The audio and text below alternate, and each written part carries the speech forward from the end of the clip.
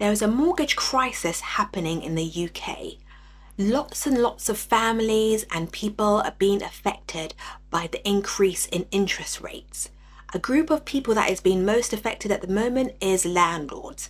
I don't want to say that, they shouldn't be affected, or they shouldn't be, upset about that, but ultimately it has a detrimental effect on the rest of the economy, because obviously landlords provide housing to so many people in the United Kingdom, and quite a lot of those people are social housing, which is housing provided by the government, or paid for, should I say, by the government. So should we feel sorry for landlords? Probably not. But then there are some landlords who are should I say accidental landlords. They may have inherited a property, they don't want to sell it, they're probably thinking of keeping their property for their generations of family, and so on and so forth.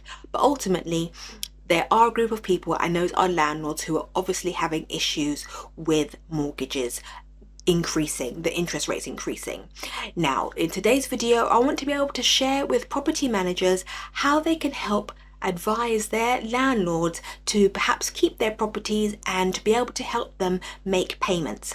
I'm Tanya Day. I'm a virtual assistant and have worked with so many people within the property industry, those being property managers, estate agents, mortgage advisors, and other property professionals. So my experience has come with working with those people and being taught so much amount of different things within the property industry. So today is all about helping landlords deal with the mortgage crisis in terms of their properties.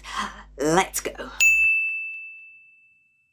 After having a conversation with a property manager very recently, he helped me come up with a few ideas in order to help his specific landlords, to enable them to keep their properties, some of them, and to ensure that they don't miss any mortgage payments or go into arrears, which will eventually affect their credit. So the first thing he suggested is that the landlords speak to their mortgage company. So the people who provide their mortgage, they're to speak to them as soon as possible. The first thing that they could do is potentially ask for a payment holiday, so they have a few months of grace, so they don't have to make specific mortgage payments. Another thing would be ask for them if they could have reduced payments for a period of time. Obviously they're going to have to make those payments up eventually, but if they could have reduced payments for a period of time.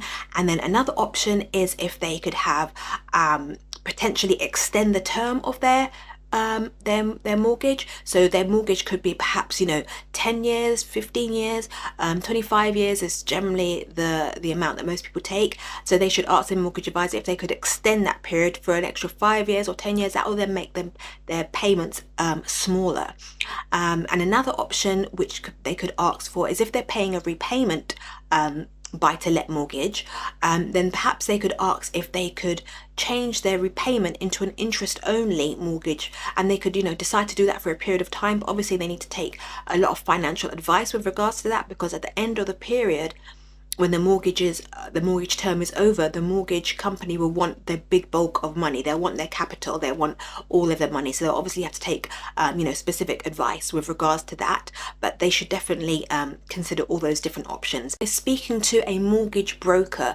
Now, depending on when the landlord's period is over with their current mortgage provider, they can speak with a mortgage broker and see what other products are available on the market which could be better suited for them, for their situation. Now obviously there may be fees involved if they have to leave their current mortgage early, but obviously as a property manager that's not necessarily for you to worry about. But obviously they need to get as much financial advice as possible. But obviously if you're a property manager and you have a few people whom you are associated with, mortgage brokers whom you're associated with, obviously you can give those details to your landlord and ask them to have conversations with them to see what other options are out there for them to be able to potentially swap and to have a different mortgage, or to even, because sometimes mortgage brokers get a better rate than the layman person on the street, so they may even be able to get a better mortgage rate with their current mortgage provider than obviously the landlord can get themselves. So definitely ask them to check that out.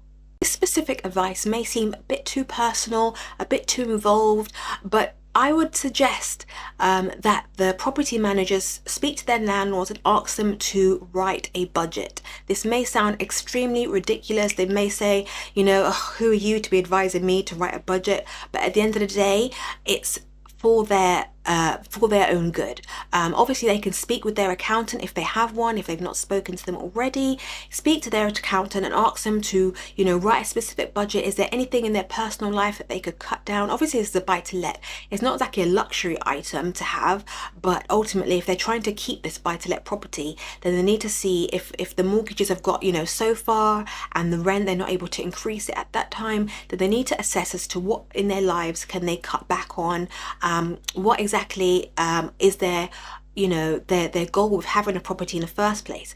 Do they want to keep the property for capital appreciation because they can eventually, remortgage a property in 10 years, 5 years time and get a nice big lump sum out of the property?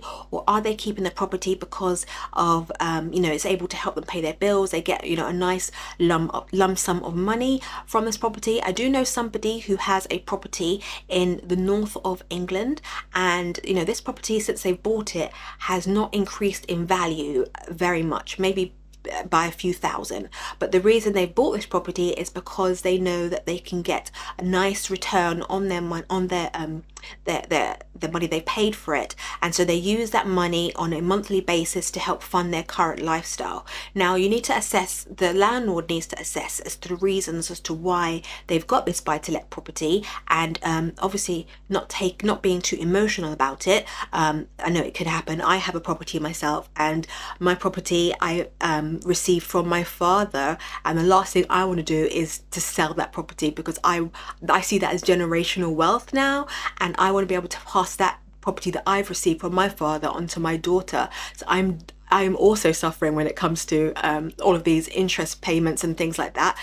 I say suffering, I mean, obviously, there's levels of it, but ultimately this is something that I want to pass down to my daughter for generational wealth and things like that, and then for her to pass down to her child, and so on and so forth. So keeping the property, or they're better off removing the property. They need to assess financially if it's beneficial for them, and obviously having a budget, their own personal budget and a property budget, will enable them to see exactly where the holes are in their personal budget and where the holes are in their business budget, because ultimately owning a property as a buy-to-let property is a business. It's not personal, it's definitely business. They should keep their business head on and go through all the finances with a fine-tooth comb, ideally with their accountant or someone who's got really good financial sense.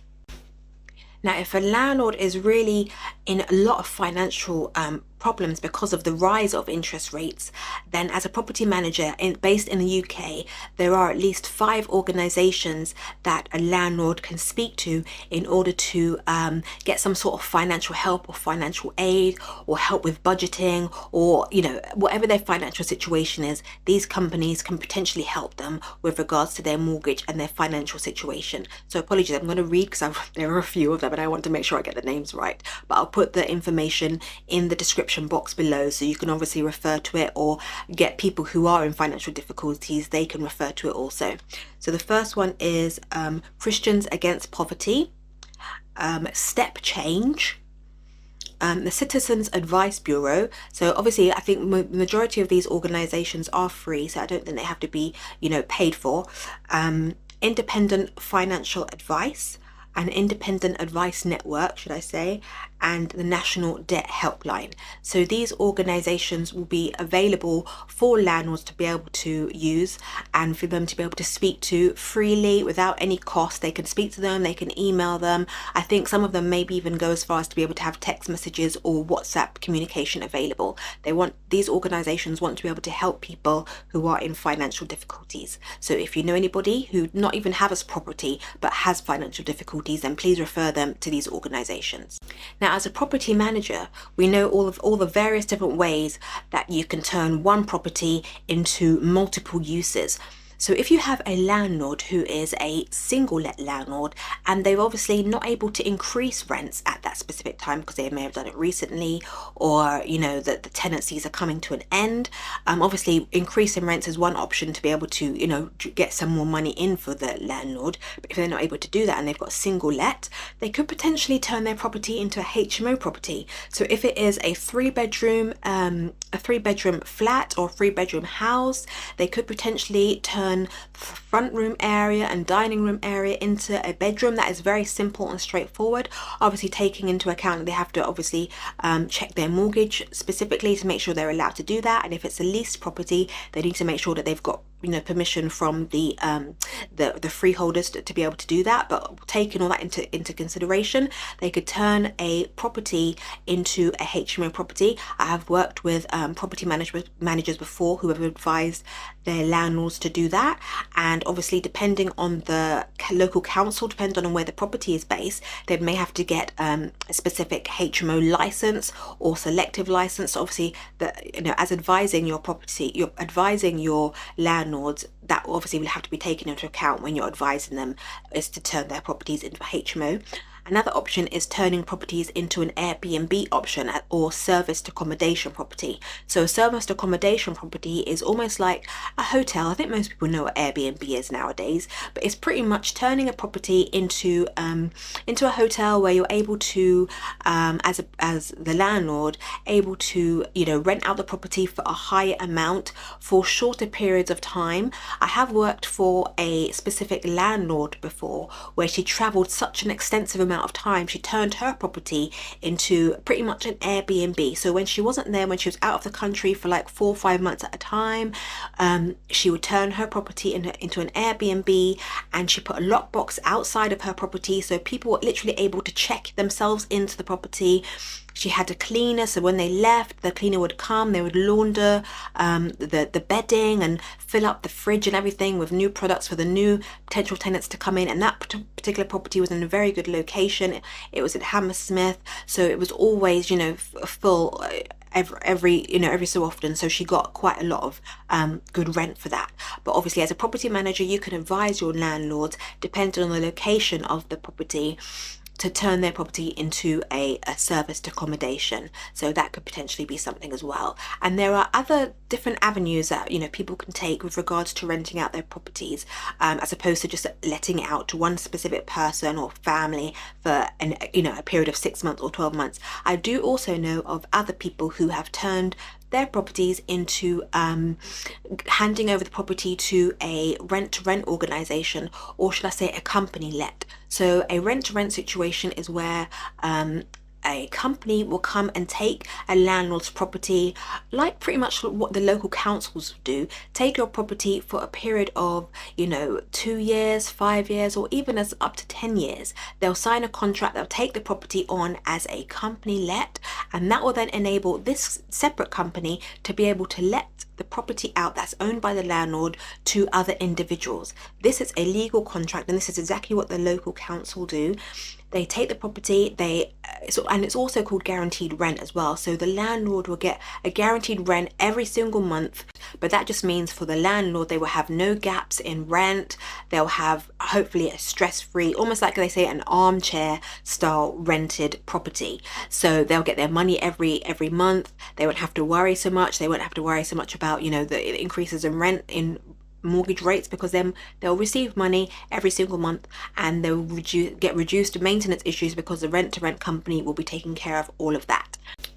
I'd appreciate it if you would like and subscribe to this video, because I have so much more hints and tips to share with you throughout all of my videos. If you haven't watched all of my videos yet, please go ahead. I've got absolutely loads. If you subscribe to the channel, you don't have to press the notification bell, because YouTube do a great job of notifying you and updating you as to when I upload new videos. And to be honest, I upload new videos pretty much every single day.